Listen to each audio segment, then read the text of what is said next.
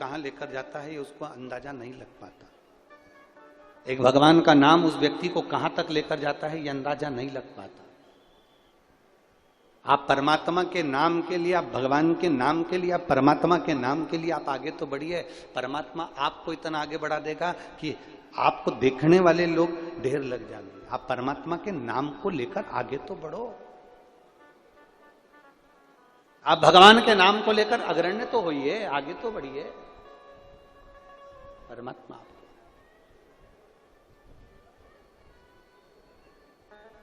और बढ़ो, और बढ़ने से पहले इतना विचार करना कि हमारे सनातन धर्म को चोट ना पहुंचे। चौथे चरण की वोटिंग होने वाली है। पूरा भारत, पूरा विश्व इस कथा को सुन रहा है।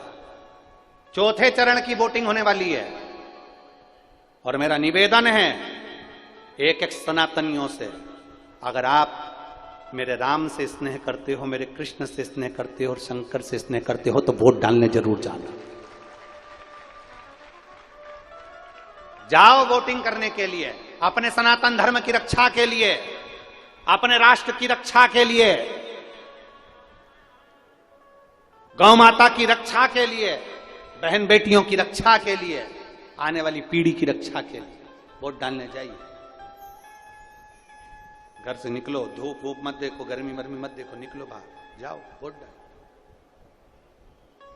शिव तत्व कह रहा, भगवान शंकर की कथा करी, पार्वती दूर हो रही है, इसके लिए पार्वती को समझाया।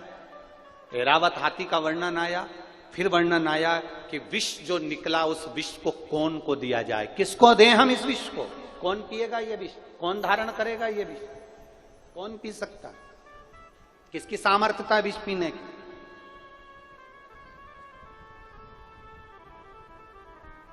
अब बताओ, पति ज्यादा विष पीता है कि पत्नी ज्यादा विष पीती है? बहुत भारी प्रश्न है, पर मुझे उम्मीद है रुक्मणी जी के गांव के हो तुम सब, इसलिए मुझे विश्वास है कि निर्णय सही दे सकते हो। सबसे ज्यादा विष कौन पीता है? संतान नहीं हो रही, 8 साल हो गए, 9 साल हो गए, कोई अपने लड़के से नहीं कहता कि संतान नहीं हो रही। जो भी ताना देते हैं तो वो स्त्री को ताना दिया जाता है, गाली दी जाती है तो स्त्री को दी जाती है।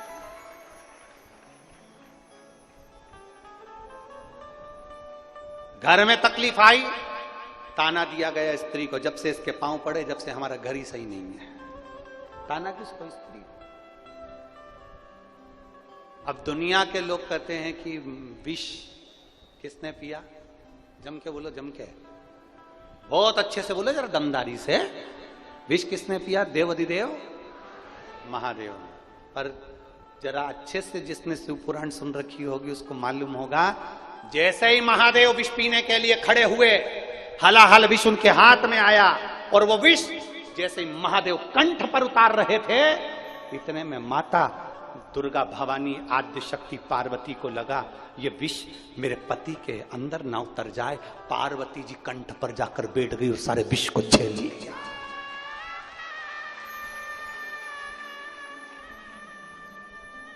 विष झेला माता पार्वती। विष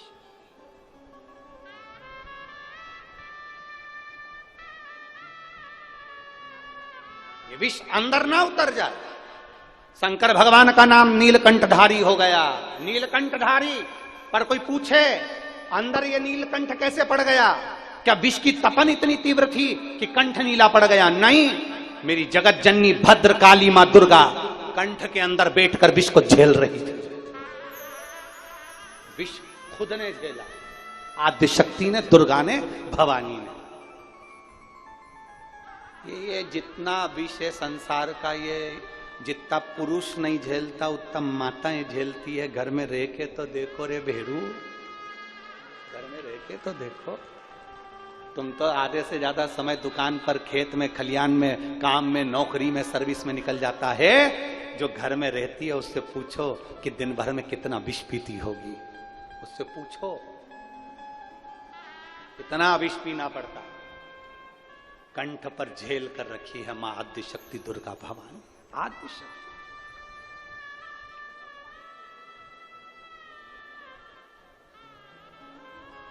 मां दुर्गा भवानी कंठ पर विष को झेल कर रखी है।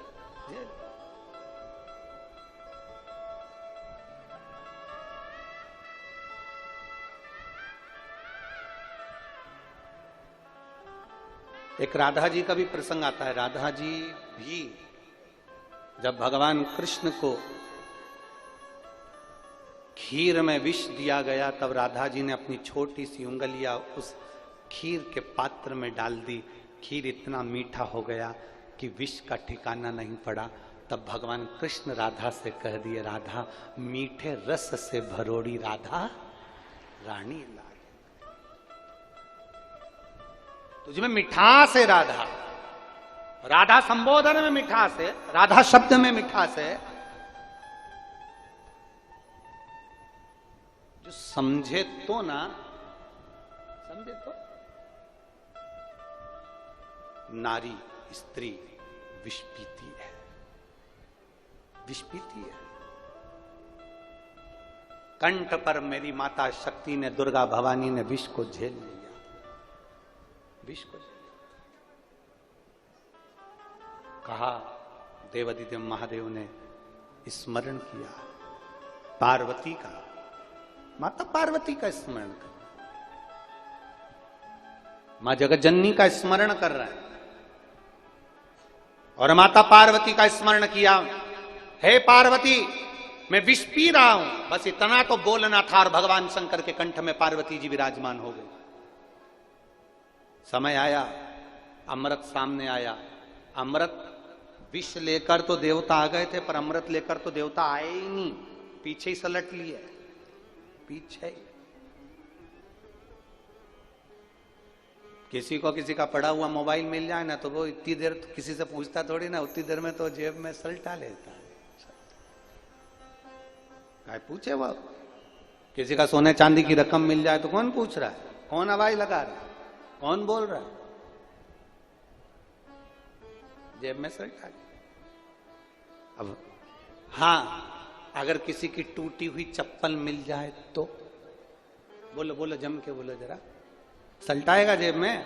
नहीं, आवाज लगाएगा। देखो ये लाल कलर की चप्पल, पीली कलर की चप्पल, नीली कलर की चप्पल, काली कलर की चप्पल, ये चप्पल हमारे पास पड़ी है, और ये 2 बत्ती की चप्पल पड़ी है, ये ऐसी चप्पल पड़ी है, किसी की हो तो ले जाओ। अब आवाज लगा रहा, और सोने की रकम होती तो जेब में रख ले रहा, वो आवाज नहीं लगा रहा।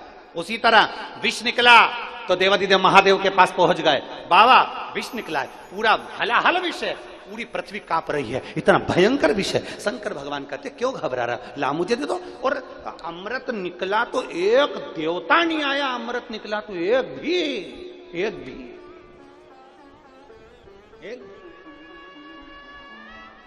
अपने भीतर ये अहंकार मत लाओ कभी जिंदगी में।